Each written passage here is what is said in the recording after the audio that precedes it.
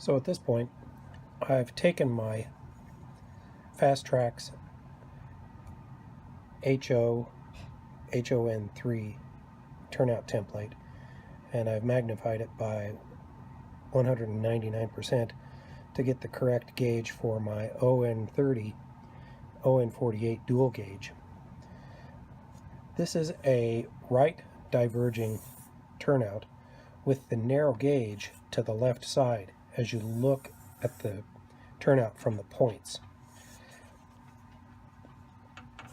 This template is just under 18 inches long, and that's a helpful thing because I'm going to be using Microengineering's Code 100 rail, which comes in 3-foot lengths. So what I'm going to do now is I'm going to cut 3 lengths that represent the stock rails. And the stock rails are the rails that do not move with the movement of the points. So we've got 2 diverging stock rails, one for the standard gauge, one for the narrow gauge, and we have 1 common rail through route stock rail. So I'm going to go ahead and cut 3 of those to length. The first one here,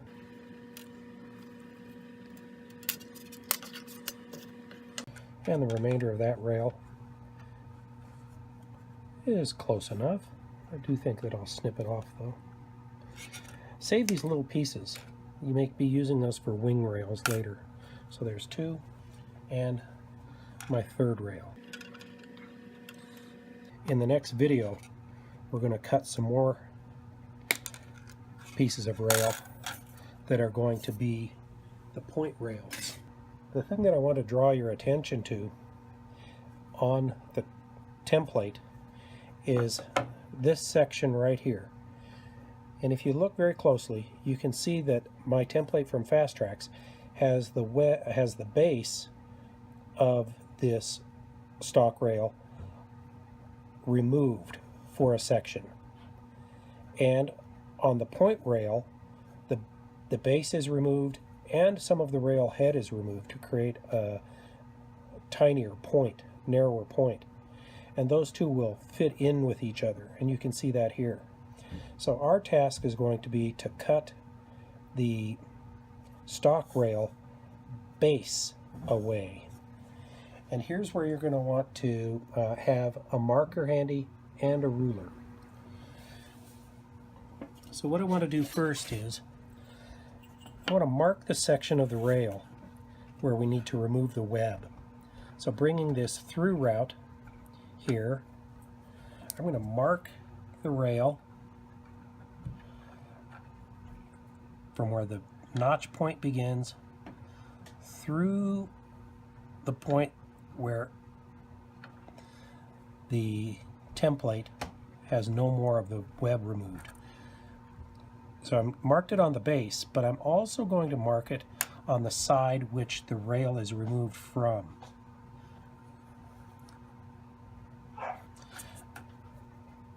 So that's the straight route for dual gauge.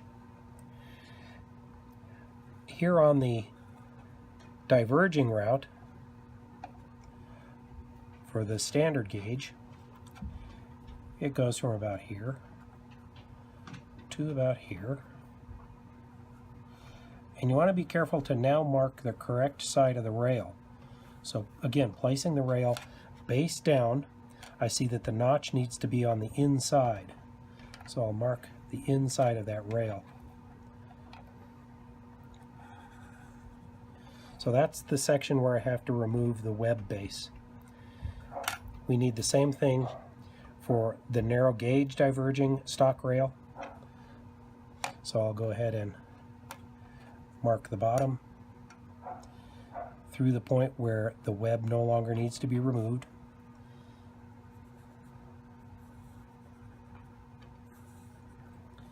And placing the rail back in the correct orientation, I want to mark which side of the rail gets removed.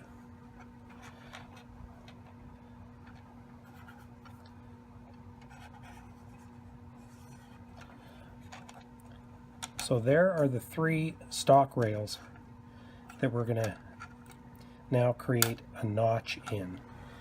The thing that I want to show you now is with my template mounted to a piece of plywood, smooth plywood, I have cut a groove, a straight groove, with a piece of hacksaw blade. And the purpose of this is to give me a working area when I start to work on the filing of our rails.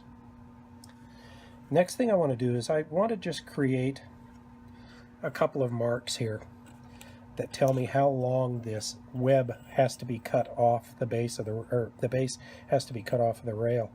And as I measure that here on my template, it is just about 2 3/4 inches. So I'm going to make a little mark here of 2 3/4 inches.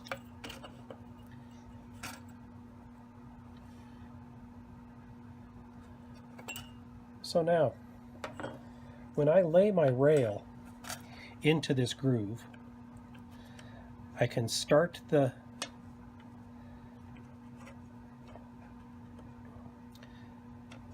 I can find my mark on the bottom of the rail. This goes out to the points, so my notch needs to be somewhere about there, and I can see that I need to taper it back to here. The way I'm going to taper this rail, or this file this base off, is just with a nice flat file. This one, or this one, they're both new files for me. So the first thing I want to do is I want to cut an end point here, a point that which I'm not going to go beyond.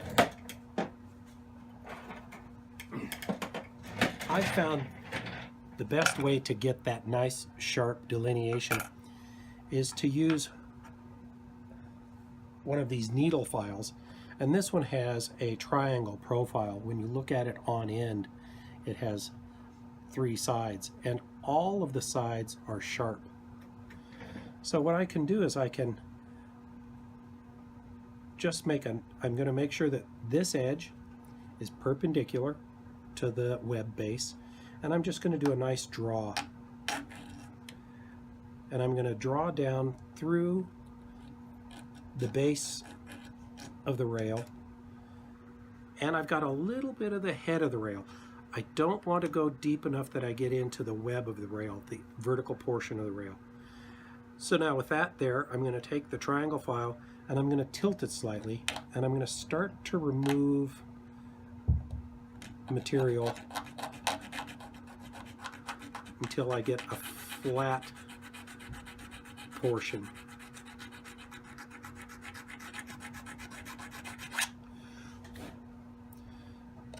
Not quite flat.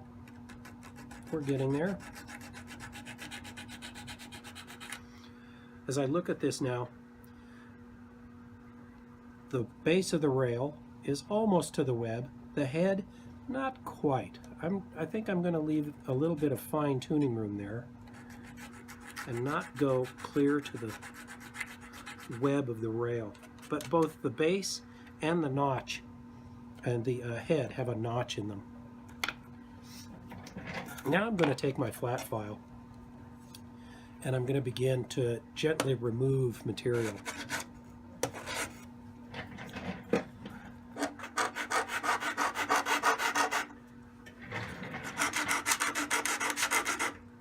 I'm going to concentrate on the rail base here.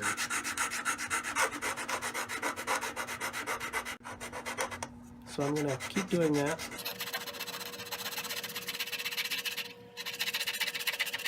I'll make just a few passes as I get up towards this end where the taper ends.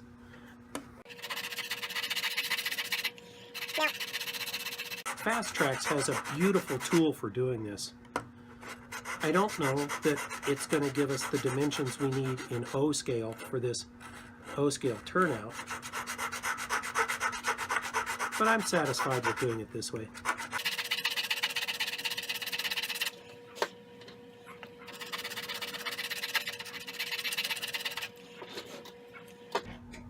So I'm going to take the rail out of the groove, and I'm going to look at it in profile and see how the notch tapers, and I'm fairly satisfied.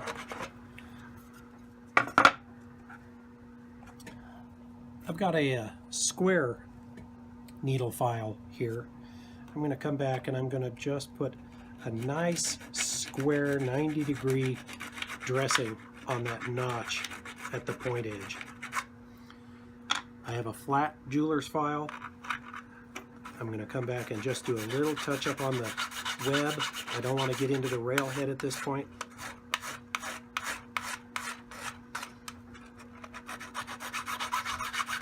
Good. The web is reduced. The fine needle file has left a nice finish on the rail. I'll bring it over to the template and I'll position it. And I like the result. So now all I have to do is file the two diverging out stock rails in the same manner. Okay, I now have my stock rails prepared with the point notches and the rail base removed for the diverging route standard gauge, diverging route narrow gauge, and common rail through rail. Now what I'm going to do is begin to place them on the template. When you look at the template, you can see that I've highlighted some spaces. These are places that I want to spike my rail down to my template, but that don't interfere with either the guard rails. I try to avoid the wing rails, and I want to avoid those regions where Fast Tracks has provided anchorage to ties that are later going to support the gaps that'll be cut to electrically isolate this long frog. So that's where I've laid those down. Now, off camera, what I've done is I've come in here and I have positioned this straight stock rail on the template where I wanted it. Then I've taken my pin vise, because I'm working in relatively hard wood, and I've pre-drilled some spike holes. So now what I'm going to do is I'm going to go ahead and spike down this common rail stock through rail.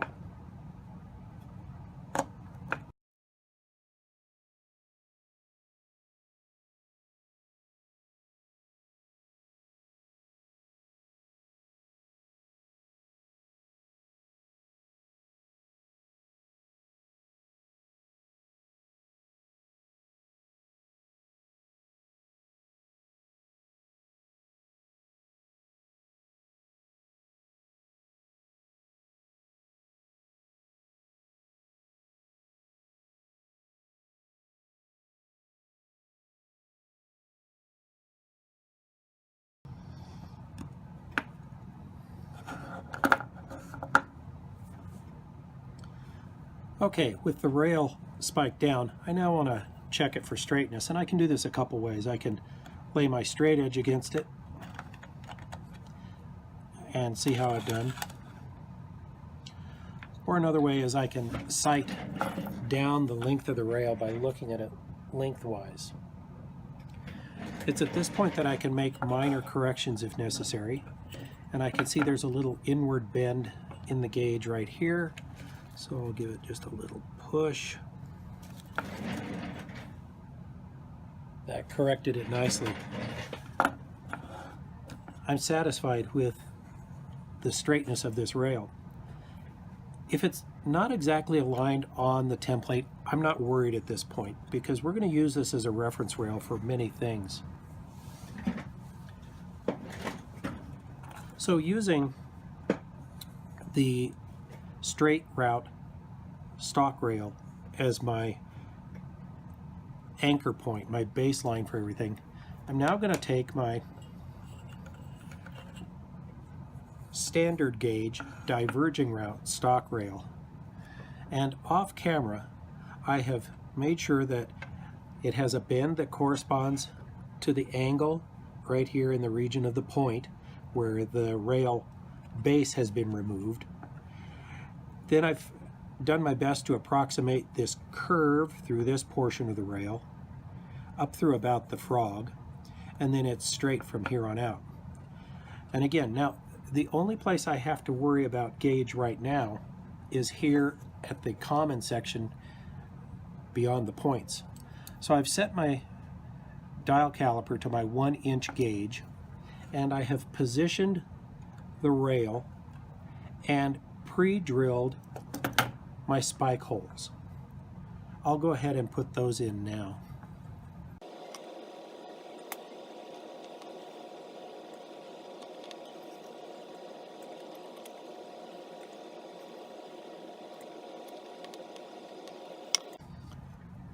So this portion beyond the point is the only part of the rail that needs to be engaged right now.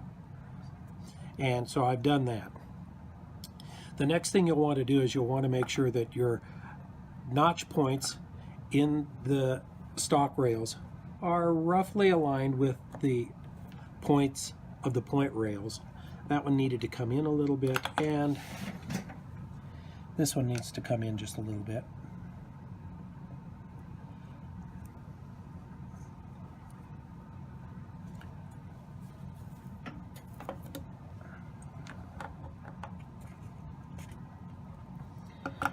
So again, checking my gauge. It's good. It's good. Okay, now at this point I can just roughly make the standard gauge diverging route stock rail conform to the template. So again, I've gone in and I've positioned it on the template where I wanted it, and I have pre-drilled spike holes on all the yellow highlighted locations. So I'll go ahead and spike that down now.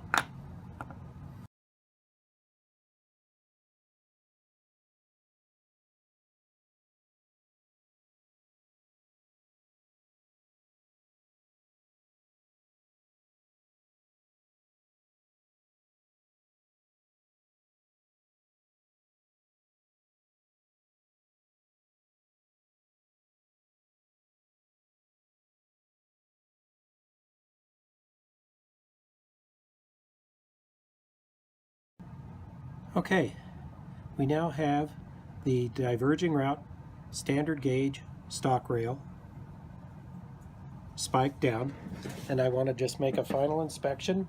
I'm looking down the rail to make sure that the straight section goes as far as it's supposed to, that I have the correct radius curve through this portion, and that we have a nice angle here at the point notch. I'm satisfied with that. So let's now turn our attention to the narrow gauge diverging route stock rail. Okay, let's turn our attention now to the narrow gauge diverging route stock rail. I've already laid the rail out on the template to get the appropriate bend at the web notch, base notch, to get the appropriate curve through the turnout, and then the straight section. So this is pretty much ready to go. So now let's turn our attention to where this rail has to go. At this point, the only thing we need to be concerned about is this narrow gauge third rail engage with the common rail. And since this is an ON30 turnout for my narrow gauge, I'm fortunate in that I can use HO track spacers. So what I did was I placed a couple of track spacers, a couple of rail spacers on the track. I got the position correct. And with the rail in place, I then took my pin vise and pre-drilled the spike holes with the rail in position. So those are done now. So what I'm going to do is I'm going to go ahead and drive those spikes.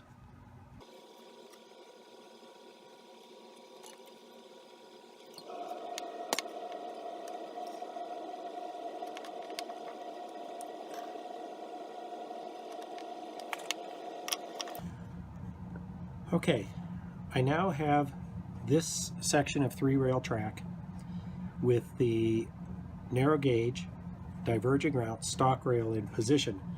I need to make sure that it is in exactly the right space, so I'm going to take my trusty NMRA standard gauge for HO scale, and this one happens to be a very old Mark II. I enjoy it. And I'm going to check the gauge of the track. So what I can see is it is right in gauge. It's a good fit. This point might be just a little wider than I want.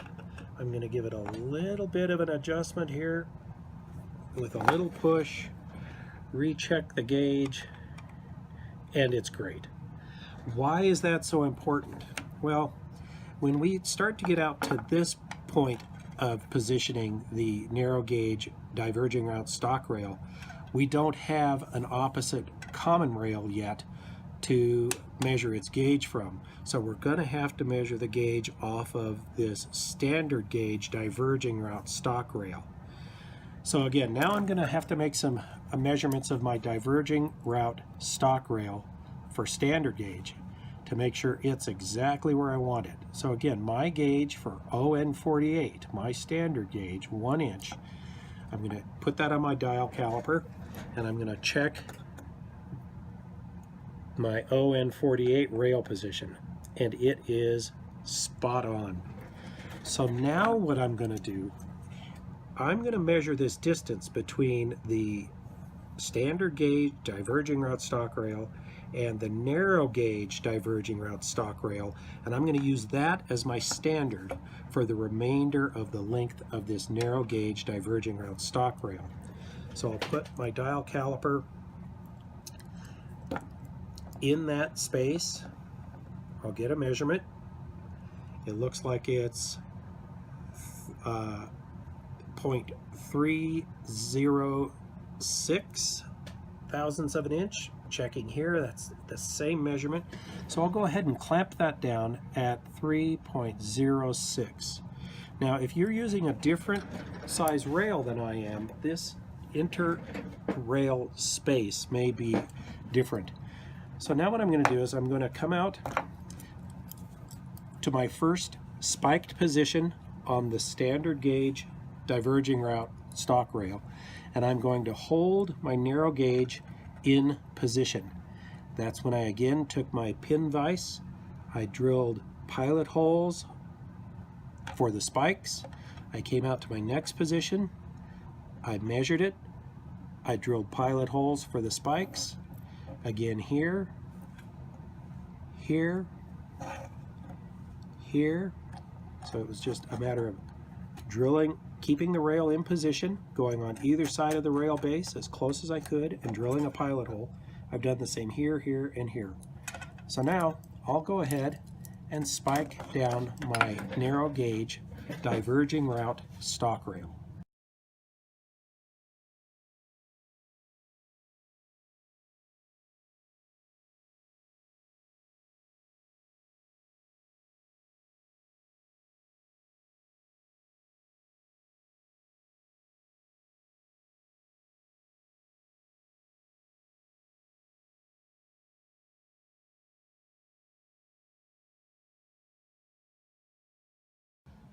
Okay, I have finished spiking down the narrow gauge diverging route stock rail.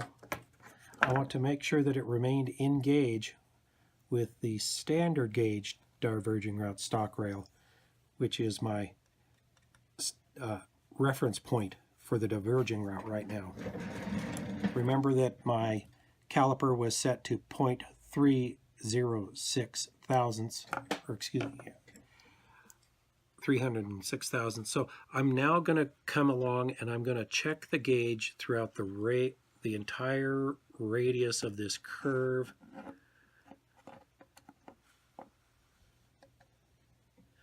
It is just a little bit wide there. I'm going to press this set of spikes inward slightly. There we go. Another double check. It's good. Remains good along here.